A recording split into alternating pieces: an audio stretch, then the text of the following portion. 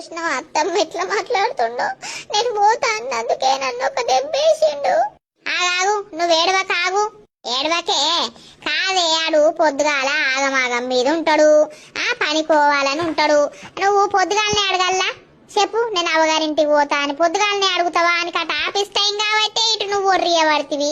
ఆ కోపంలో మంట్ర ఒక దెబ్బ తీసే. ఆ దెబ్బ వడుడు ఎందుకు, మొగోని చేతు బండ తీరుంటది, ఆ దెబ్బలు పడద్దు, తర్వాత దెబ్బలు ఎత్తాయి. ఆ రాత్రి వచ్చినాక మెల్లగా బుదరకిచ్చి అడగవా? అడుగుతున్నా అత్తమ్మ, మొన్నట్టుండి అడుగుతున్నా. అడిగితే పో అంటలేడు. 2-3 రోజులు ఆగు అని అంటాడు.